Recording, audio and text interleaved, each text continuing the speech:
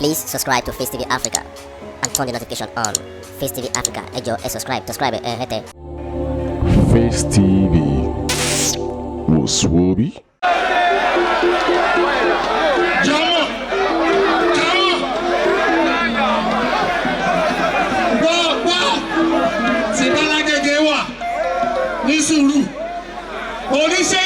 Oníṣẹ́jì a máa ṣe kí ni a máa gbé ẹ débẹ̀ ní sùúrù tí bálágẹ́gẹ́ wà ṣéjì wà kò wà a máa ṣe kí ni agẹ́gẹ́ wà ṣéjì wà kò wà a máa ṣe kí ni a máa gbé ẹ débẹ̀ ó yá jẹ́ mọ̀. Bọ̀ ní sùúrù ẹ̀yin tèmi jàṣẹ́ báyìí àsáré kọrin ẹ̀yin tèmi bọ̀ tí màá lọ́ọ̀fù yín kì í má kúre tó bá ti sọ́mọ gbòòrò mi ò ní láì ọmọ gbòòrò ní láì fún mi ṣé mo parọ́ mo mọ̀. Yahoo soldier, come on there. Barry, come on there. Mike, come on there. Biku, come on there. Skama, come on there. Skama, come on there. Níbi tá a wà lọ́rẹ́ àjọ wà ní. Pàṣọ sí ilé, pàṣọ sí ilé, bọ̀ wà ilé. Ṣàwọn náà bẹ́ẹ̀ sí ilé. Ṣé wà ní abẹ́ sí ilé ẹ̀yìn tí pàṣẹ kẹrọ wà lókè ìbọ̀wọ̀ sílá ó pọ̀ mọ́bọ̀ torí ọmọ tèmi lágége ṣẹ̀fẹ́ gbọ́ torí ìbáwà sí kúbẹ̀ bro kíbọ̀dù ìṣòtìrẹ́dì torí ìbáwà sí káfíyẹ́ bẹ̀rẹ̀ ṣẹ̀fẹ́ gbọ́ Pasuma wọ́n dáná pẹ̀lú.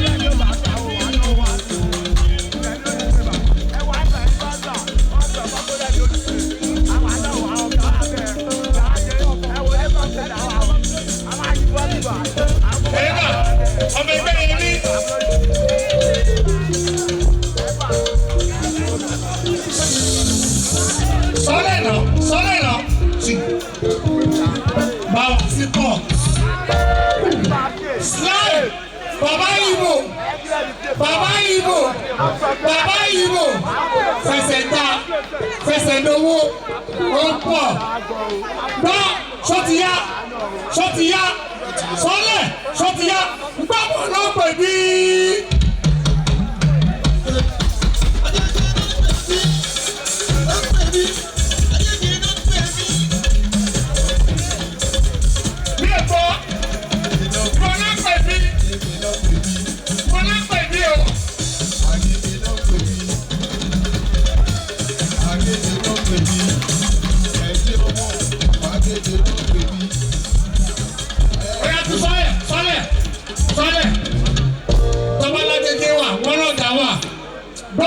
Ọ̀gá wa.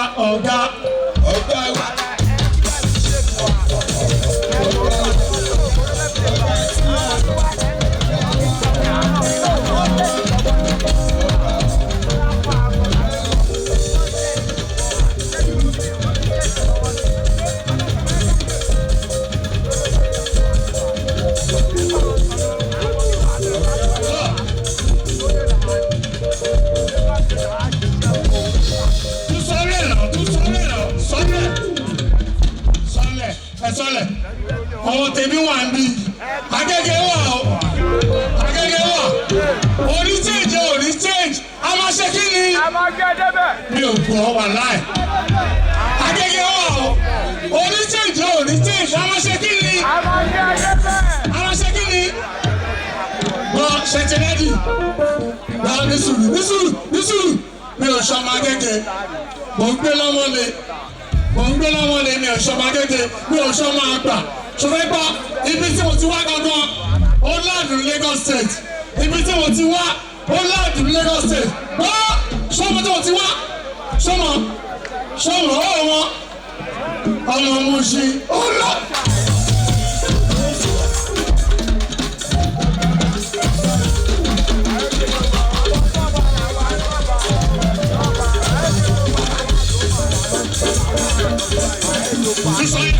Sọ́lẹ̀, ìwọ́n tó wà ní tó fẹ́ gbọ́mọ lórí lálẹ́ yìí, wọ́n á gbọ́ bọ̀ tó fẹ́ gbọ́mọ lórí lálẹ́ yìí, ọlọ́mọ, òòlọ́mọ, sọ́mọ lọ́kùnrin, ìlọ́kùnrin, gàjígàjí ọkọ̀ òkú.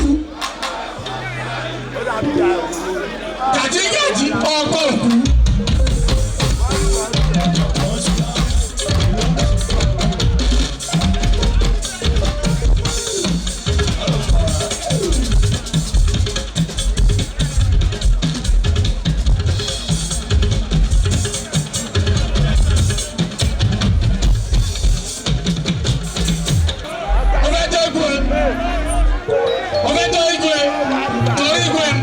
Ṣọlá tí màá sọ, ń bọ́ tọ́lọ́pàá Jésù.